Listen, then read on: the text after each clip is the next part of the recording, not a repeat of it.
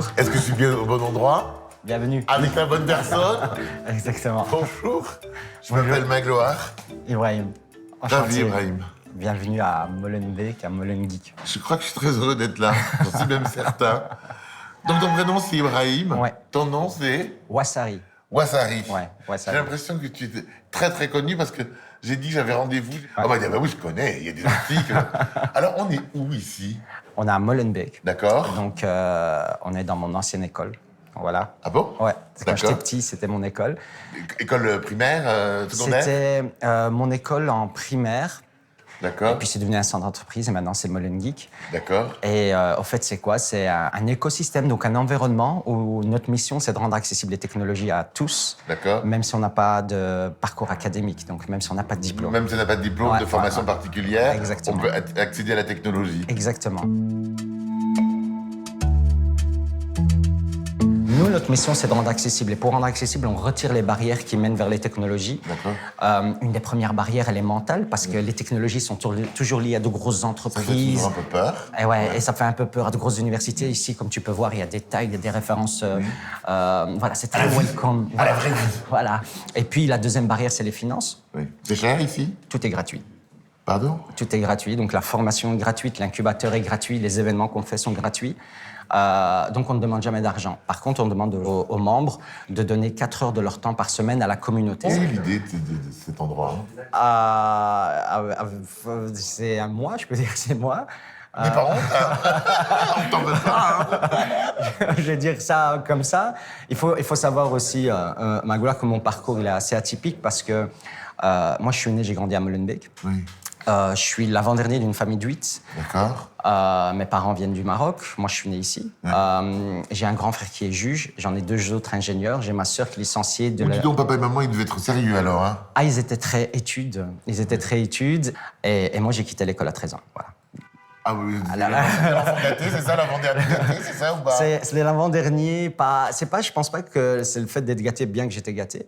C'est bien la preuve que j'avais tous les rôles modèles à la maison et tout le soutien scolaire qu'il fallait, mais que ça n'a pas été. Que le système Le scolaire système n'était pas adapté à n'était toi. pas adapté à moi. Mon Ouais. père s'est toujours demandé comment il a raté la dernière crêpe et pas la première. Et pas la première. Exactement. Qu'est-ce qu'ils font, là, tous ces jeunes gens? Là, c'est des développeurs, je pense. Ils codent. D'accord. Donc, je ne sais pas si Nico ou quelqu'un peut nous montrer ce qu'il a appris en formation. Je peux me mettre là-bas? Oui, bien sûr, viens. Viens à côté de Nico et Je Charlotte. peux me mettre entre Charlotte et Nico? Voilà. Alors, je suis absolument nul. Je suis un presque grand-père qui, dès qu'il voit un clavier, part en courant tellement il a peur. Oh, ah ouais, carrément. Alors, moi, je comprends. Je sais que pour que ça fonctionne, il faut coder. Ouais. Hein? Mais je sais pas ce que ça veut dire, moi, coder. Ah, Nico, Nico, foutez pas de ma gueule. Je vois avec un petit sourire, vous moquez pas. Non, mais du coup, en vrai, c'est pas si compliqué qu'on le pense. Ici, par exemple, c'est juste un langage de structure qui va donner la structure du site internet. Donc là, vous êtes en train de faire un site internet, c'est Ouais, ça? c'est ça. Vous fabriquez un site, Ouais. d'accord? Pour fabriquer le site, il faut mettre des lettres et des chiffres les uns après les autres, c'est ça? Voilà, plus ou moins. Est-ce que Nico, tu es prêt à démarrer d'une page blanche, que Magloire puisse faire un Hello World et insérer une image?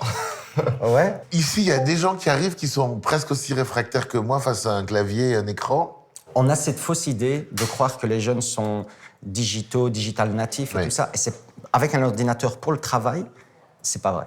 C'est pas vrai. Ils sont digital natifs en tant que consommateurs. Consommateurs. Mais pas en tant pour qu'acteurs. fabriquer, Non. pas pour maîtriser. Non. Et pourtant, c'est quand même l'essentiel avec ce qu'on voit ce qui se passe, notamment sur Internet, etc., comprendre les choses, pouvoir être à l'origine des choses.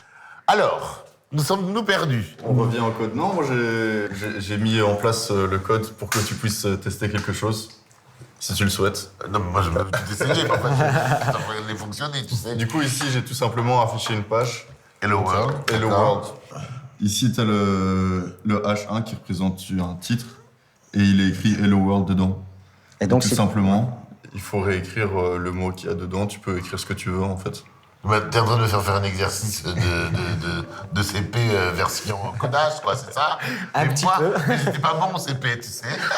J'ai failli redoubler, hein, je te le dis, moi. Ah, j'ai perdu, tu as perdu, moi, ça y est. Ici, Voilà. c'est le bouton... Ah, vous allez bien vous foutre de ma tronche, hein, je peux vous le dire. Hein. Qu'est-ce que je vais mettre Je clique une seule fois ou Ouais, je double juste clic? avec un Une doigt. fois, une fois, une fois. Ok. Voilà, ton image Ah se oui, t'as trouve là. rajouté l'image. Tu vois, bonjour ressemblance et t'as rajouté l'image. Et au fait, après... J'adore. Tu vois, quand tu sais quel code mettre pour pouvoir configurer ta page, c'est pas si compliqué, tu vois. On essaie vraiment de faire en sorte qu'il soit totalement autonome. Et libre. Ah ouais. Parfois, j'ai l'impression que je suis intelligent quand je suis avec des gens intelligents.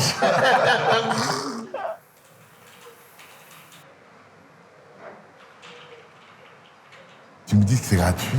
Ouais. Vous avez quoi? C'est l'État qui vous aide? C'est vos partenaires? C'est au départ, on a eu du soutien de l'État et de tous ses partenaires, tu vois. On a Microsoft? Ah ouais, quand On a même. Microsoft, Meta? ouais, on a Google qui est venu. Sundar Pichai est venu ici. Non, c'est pas Patron vrai. de Google. Le Ouais. grand patron de Google, Ouais, celui ouais. que personne n'approche. Ouais, ouais. Il était ici. Il était ici. Maintenant, on a Magloire, on est encore plus content. Ah oui, c'est chic. Non, mais il y avait C'est le- le monsieur bien costume. Non, Google nous soutient quasiment depuis le départ parce qu'il croit vraiment en ce qu'on fait. Et petite parenthèse, Sundar Pichai qui est venu visiter ici. Sundar a un parcours, il est né en Inde. Il est né en Inde et il est monsieur patron de Google. Il est monsieur patron. Donc, les technologies ont changé sa vie et il me dit clairement, je sais exactement ce que tu essaies de faire ici. Et ce qui se passe ici. Exactement, il comprend.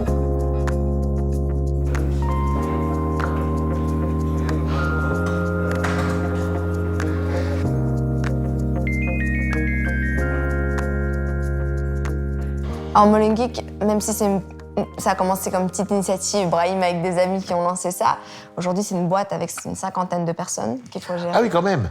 C'est 8 écosystèmes à l'international. Ah oui, d'accord, c'est pas une plaisanterie. Ok, Donc, d'accord. faut gérer tout ce beau monde et tous ces projets. Je suis CEO adjointe ici à Molengeek. Donc Ibrahim, c'est le créatif des deux. C'est celui qui vient toujours avec des nouvelles solutions business. Lui, là où il y a des problèmes, il voit des solutions. Mais du coup, il me ramène les problèmes à moi. Et moi, je dois... Et là, il faut relever les manches. Voilà, Il faut faire des problèmes, il faut en faire des victoires. exactement. Et ça, c'est mon job. C'est quoi votre que ça. parcours avant? Et mes parents sont de Molenbeek, ils sont entrepreneurs ici. Ma mère est styliste, elle a son atelier de production. Elle voulait digitaliser sa marque en 2017. Et c'est comme ça qu'on m'a présenté Molengeek en me disant, écoute, si t'es une petite boîte familiale, t'as pas des ressources énormes pour pouvoir te digitaliser, Molengeek est là pour t'aider. C'est comme ça que j'ai intégré en fait l'écosystème. Molenbeek, on se connecte et on se dit, OK. Ça, ce retour, ce give back, on parle beaucoup en anglais ici, désolé, hein, mais ce give back, ce retour à Molengeek, à la communauté, il est très important. On essaye vraiment de leur inculquer ça en leur disant « Vous ne pourrez jamais réussir tout seul dans votre coin. Vous devez donner une partie de ce que vous gagnez aux autres pour permettre de faire bouger les lignes et de faire avancer tout ça. »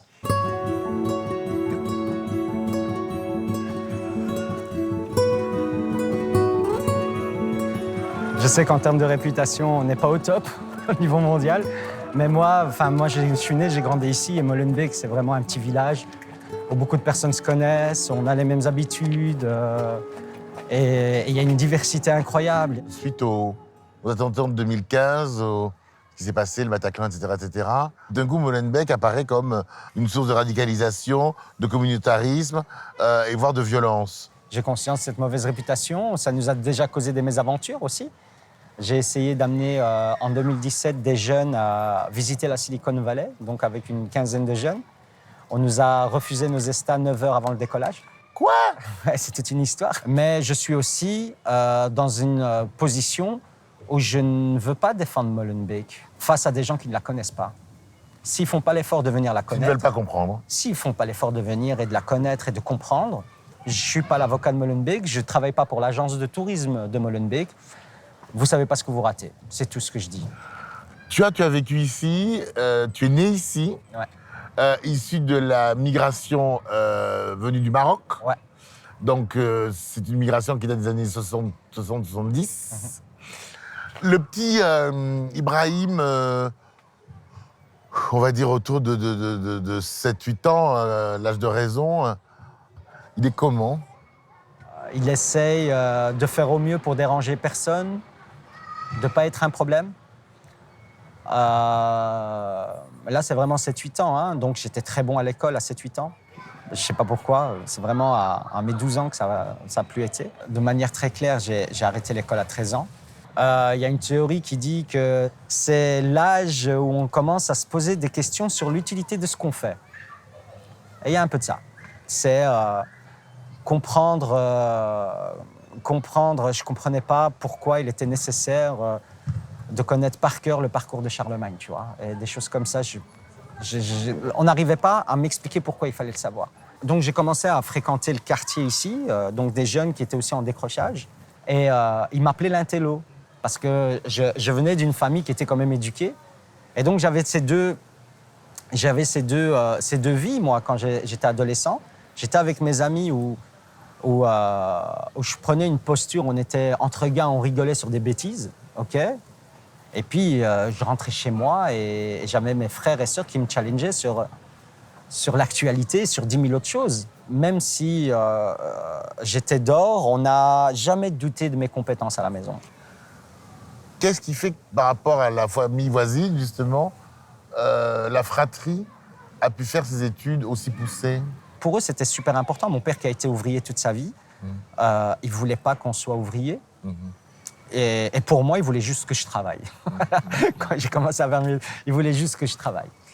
De Molenbeek à Molengeek, il y a eu des déclics. Je venais dans ce quartier-ci pour faire des amis, sociabiliser, perdre mon temps. Et je me suis rendu compte qu'à la maison de quartier, on pouvait devenir éducateur à 16 ans et gagner sa vie pour amener ses amis au bowling. En gros, c'est pas tout à fait ça. Le projet pédagogique du centre aéré n'était pas tout à fait ça. Je le connais un petit peu. Mais enfin, en gros, c'était un peu ça. Donc, en gros, je suis devenu éducateur, tu vois. Et j'allais avec eux au cinéma, au bowling. C'était très cool. Je passais des chouettes moments, mais j'ai quand même démissionné de ce boulot-là parce que ça n'avait aucun sens. Et j'ai commencé à bosser en intérim dans une boîte où on tirait du câble data. Donc, les câbles data, c'est quoi? Avant, il n'y avait pas de Wi-Fi. Il fallait des câbles pour travailler sur les PC, tu vois. Et donc, on câblait les bâtiments de grandes entreprises et tout ça. Et je me suis lié d'amitié avec mon collègue David qui m'a expliqué qu'on pouvait avoir de la musique gratuitement sur Internet. Donc, voilà. Donc, je me suis acheté un ordinateur. Je me suis mis une connexion Internet, j'y connaissais rien. J'ai commencé à me connecter en regardant les modes d'emploi. J'ai installé le programme. Et pendant l'installation de ce programme, il y a un petit bug, un message d'erreur. Je tape mon message d'erreur sur Google. Je trouve des forums où des gens s'entraident. Dans la demi-heure, j'ai un Japonais qui me répond « Try this », donc essaye ça. J'essaye, ça fonctionne. Et là, ça fait. Je sais ce que je veux faire de ma vie. À ce moment-là, je quitte le job, je me lance en tant qu'indépendant. Je commence à faire des petits logos pour les snacks, les menus de restaurant et tout ça. Tu vois, je me fais payer ça. Donc, tu commences à travailler directement sans avoir encore appris. Tu as appris sur le tas. Exactement. Dans la main. Attends, ça va dans des trucs. Et je crée ma société. J'engage mon premier employé, mon deuxième employé. Non. Et puis, je crée une autre boîte. Et puis, je me retrouve à la tête de 4 boîtes avec une vingtaine d'employés, tu vois. Moi, j'ai jamais eu un cours d'informatique de ma vie. Jamais. Et puis, je vais dans des maisons de quartier, dans des écoles, pour leur expliquer c'est quoi l'informatique, pour leur dire que c'est accessible. Mais dans les maisons de quartier, il y a une grande partie des jeunes à qui je parle qui ont déjà quitté l'école. Et c'est pour eux, pour ces jeunes-là, que je me suis dit, il faut un endroit où leur prouver que c'est possible. Oui. Et c'est comme ça qu'on a lancé Molengeek. C'est aussi simple que ça. Voilà. Et maintenant, c'est ce que c'est. Et maintenant, tu es l'ambassadeur de Molenbeek. Exactement. Grâce à Molen. Geek. Exactement.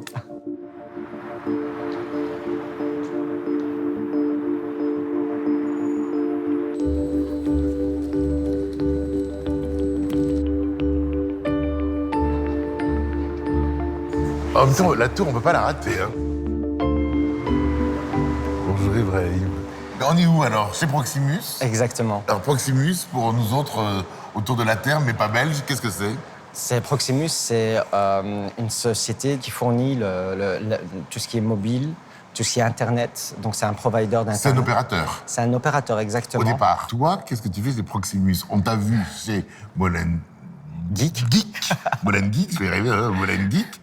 Donc, tu es à l'origine. Mais qu'est-ce que tu fais chez Proximus? Moi, chez Proximus, je suis dans le board des directeurs, donc je suis au conseil d'administration de Proximus. Ah oui, quand même. Pardon, Voilà. j'invente rien. Allez, on y va. Qu'est-ce qu'on va voir alors aujourd'hui? On va monter, là on a les conseils d'administration. Comme ça, tu vois à quoi ça ressemble, c'est où que je travaille.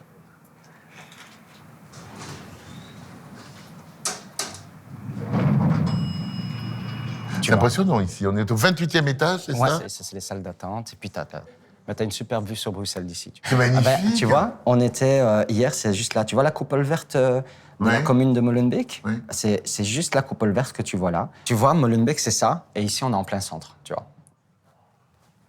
Ah oui. Ah oui. C'est ici que je travaille. Ça, c'est la salle du conseil d'administration. Exactement. C'est hyper intimidant. Là, je peux m'asseoir là? Ouais, c'est la place du président, donc Ah bah écoute, c'est la place pour toi. merci, Monsieur le Président. Comment ça s'est passé? Qui t'a demandé de venir ici? Ce qu'il faut savoir, c'est que la société Proximus est détenue à 53% par l'État. Donc, il y a 53% des administrateurs qui sont choisis par le gouvernement. Et j'en fais partie. Le fait que je puisse représenter les citoyens ici belges qui sont actionnaires, vu que c'est le gouvernement qui est actionnaire, c'est les citoyens qui sont actionnaires. Pour moi, c'est super important de pouvoir porter leur voix à cette table quand c'est nécessaire. Ils savent que tu es fils d'ouvrier marocain, immigré, que tu as commencé dans ta chambre pour télécharger de la musique. Ils savent que c'est comme ça? Ils m'ont jamais regardé avec un œil de mépris, je pense, pour être totalement transparent. Je pense qu'ils ont été très impressionnés par mon parcours. Il y a eu, je t'avoue aussi, une vague d'articles de presse et quand j'ai été nommé. Quand j'ai été nommé, c'était incroyable. On a le Belvin en Belgique, ce qui représente le CAC 40 en France. Donc les 20 entreprises les plus... et Proximus en fait Dans partie. Proximus, ça en fait partie. C'est pour Exactement. Ça que Et je pense que je suis le seul profil comme ça dans le Belvin. d'un coup, tu es devenu un symbole. Oui, mais j'ai envie d'être plus que ça. Quand je dis plus que ça, pas poussé dans le symbolisme, c'est j'ai envie vraiment d'amener un impact. Je pense vraiment que si je sens un jour que je ne sers à rien ici, je quitterai. Quel regard porte ton père sur cette réussite-là ou sur ta présence ici? Tu sais, la relation... Donc, moi, j'ai perdu mon père il y a 3 ans, tu vois. Et la relation que j'avais avec mon père, elle était spéciale. Oui. Je vais dire ça comme ça. Ouais. Jusqu'à mes 13 ans, j'étais... Je vais pas dire inexistant, mais j'étais pas un problème. Ouais. De 13 à 18 ans, il était très inquiet pour moi. Puis, il y a eu une phase 18 à 25 ans, quand je commençais à travailler dans les technologies. Il comprenait pas ce que je faisais, tu vois. Et puis, après 25 ans, je suis devenu son ami. Vraiment. Je suis devenu un ami à mon père. Oui, mais après, il y a eu tout ce que tu as fait, tout ce que tu fais, qu'il a vu. Mon père était super fier, mais il va pas venir me dire je suis super fier. Il va venir me dire des amis à moi m'ont dit que t'ont vu à la télé. Tu vois? Ah oui, d'accord. Ah oui, Tu d'accord. vois ce que je veux dire? Oui. C'est sa pudeur, c'était son truc. Mais il était super fier de ce que je faisais. Et quand je lui ai fait visiter Molenbeek, il m'a regardé, il m'a fait « c'est toi qui as fait ça ?» Mais tu vois, le regard qu'il m'a fait, c'est « tu m'as fait galérer toute ma vie avec l'école et toi, tu fais un genre d'école, tu vois ?» Mon père était très croyant. Et ce jour-là, il me fait « t'imagines pas, Brahim, t'imagines pas si tu changes la vie que d'une personne, tu vois ?» Oui. Ce que tu auras en retour de Dieu, du bon Dieu, tu vois. Si tu juste une personne. Puisqu'on a parlé des parents, on va parler des enfants aussi, de filles. Qu'est-ce qu'elles disent de leur père? Elles ont constamment des mésaventures parce qu'elles portent mon nom. Donc, mais t'es la fille de... Oui. Donc, voilà. Et Il serait important qu'elles prennent leur prénom, alors. Que leur prénom existe. Exactement. J'ai vraiment envie qu'elles fassent exister leur prénom, tu vois. Elles me le diront peut-être, je pense qu'on en verrait une peut-être.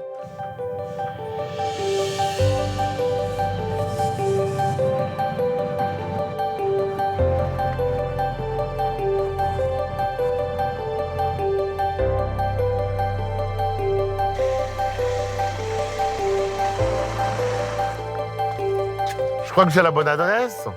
Bienvenue. Merci beaucoup. Viens, suis-moi. Donc voilà, c'est ici que je vis. Magnifique. Avec ma petite famille. Oh là là. Bonjour. Enchantée, Hannah. Ravi.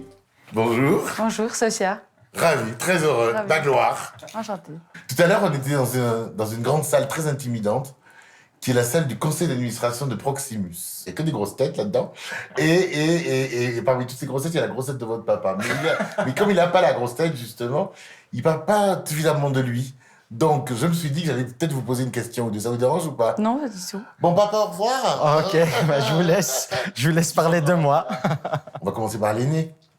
Il est comment, votre Mon père papa, c'est le modèle parfait. Hein. C'est par rapport à tout, par rapport à toute ma vie entière, je regarde sur lui. Vie professionnelle comme vie privée, il arrive à gérer les deux. On voit que son travail, il le fait acharné et il y a le résultat.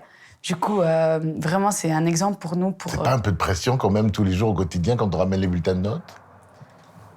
Oui, mais mon père, il me soutient beaucoup, même si j'ai aucune motivation pour l'école.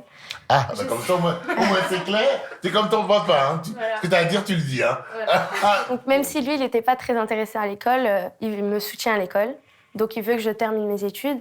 Il va jamais se fâcher sur moi, il va toujours me soutenir. Parce qu'il comprend. Il sait comment il faut faire. Oui, voilà. Qu'est-ce qu'on peut lui souhaiter à votre père? Beaucoup de repos. Beaucoup de repos. Qu'il se rende compte de son travail, en fait. Qu'il se dise qu'en fait, il a fait du beau boulot et qu'il peut en être fier. Ça, je peux le comprendre parce que il donne l'impression de ne pas réaliser à C'est quel ça. point il est incroyable. C'est clairement ça. C'est bien. Ouais. C'est bien. On peut aller dans le jardin? Bien sûr, On va là tout dans le jardin? c'est ça. Allez, je vous laisse. Ok, passer parfait. devant les filles. La question, Ibrahim, c'est de savoir qu'est-ce qu'avec tes enfants, ici, tes deux grandes filles, qu'est-ce que tu partages avec elles? Plein de choses. En plus, je t'avoue que moi, je suis beaucoup plus fort quand elles arrivent à un certain âge. Je veux dire, l'âge de Sophia, là, c'est ma pote. Donc là, on fait 10 000 choses ensemble. Hannah, pour le moment, c'est elle qui commande. Elle me fait faire des TikTok. Ah oui, Elle me fait- oui, alors parlons des TikTok. On va faire un TikTok, il faut qu'on fasse un TikTok. C'est quoi les TikTok? Tu veux me montrer ou pas? On peut voir? Oui. Ah ben, tu peux regarder. Waouh! Voilà, Ah oui. tu vois, elle me fait partie. Non. Ça reste un outil très créatif, le smartphone. Donc, elle est très créative dans ses contenus. Et c'est juste qu'on a commencé très, très tôt à mettre des règles claires. Par exemple, Anna, tu peux dire la première règle par rapport à tes followers. Je peux accepter que mes amis. Mhm. Donc Que les tu gens connais, que je vraiment. connais. Pas d'autres gens, parce qu'on ne sait pas ce qui peut arriver. Donc ça, c'est la première règle. Donc, voilà. Et de temps en temps, Anna, elle me montre ses followers en me disant, voilà, c'est C'est vraiment des intéressant, gens que peut-être. je connais. Si je peux faire cette comparaison, avant, ma mère, moi, pour savoir qui étaient mes amis, il suffisait qu'elle tire le rideau de la fenêtre, elle voit avec qui je joue au football, c'était le voisin, mon copain de classe, et point. Et là, maintenant, on a un smartphone à 10 cm de son visage, on ne sait pas ce qui s'y Non. passe. Dites-moi les filles, vous croyez que vous pourriez me dire, selon vous, ce que votre papa vous a transmis du Maroc? Tellement. C'est vrai? Tellement de choses. Comment on vit à la maison, comment on parle avec nos grands-parents, nos tantes, nos oncles, la culture qu'on a à la maison. C'est très important chez nous, le fait qu'on est belge, mais en même temps, on a nos origines marocaines qui sont là et on les voit et c'est le plus important. Et c'est super important de savoir d'où tu viens, de comprendre qui tu es pour savoir où tu vas. Mais j'en ai fait des vraies petites Belges. Elles sont, tu sais, en Belgique, on parle deux langues. Elles parlent les deux langues. Elles se projettent en Belgique, tout en sachant que le Maroc, Il est là. il est là, Il est là. en Il est nous. là. C'est une richesse, hein, vous savez ça. C'est une double richesse. Ici, nous avons quelque chose d'extrêmement précieux, qui est un peu notre livre de bord. Tous ceux donc qui sont passés avant toi ont écrit une pensée, un moment, une idée, un merci, quelque chose, un mot. Je te confie pour quelques minutes, quelques heures. Tu écriras et tu diras ce que tu voudras là-dessus. Bravo et merci beaucoup. Vous pouvez être fiers, les filles. Vous l'êtes déjà. Ça donne envie et ça donne espoir. Merci beaucoup. Merci. Merci. Salut les filles. Vous dites bonjour au reste de la famille. Oui. D'accord. Allez.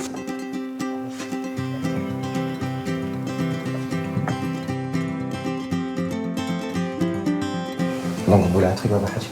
Oui. Ok. Il disait toujours, il faut prendre soin de ses voisins. Ça, c'est vrai. Tu vois, C'est un mime. on écrit ça. Oui. Ok.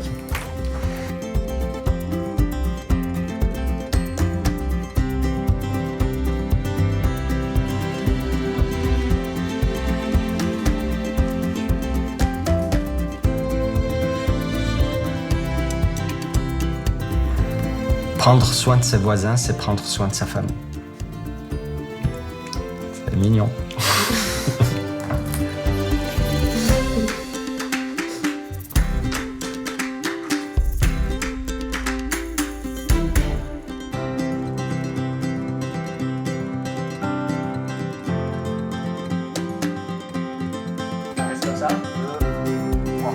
C'est moi le cadeau, c'est moi le cadeau, c'est moi le cadeau, c'est moi le cadeau, c'est moi le cadeau.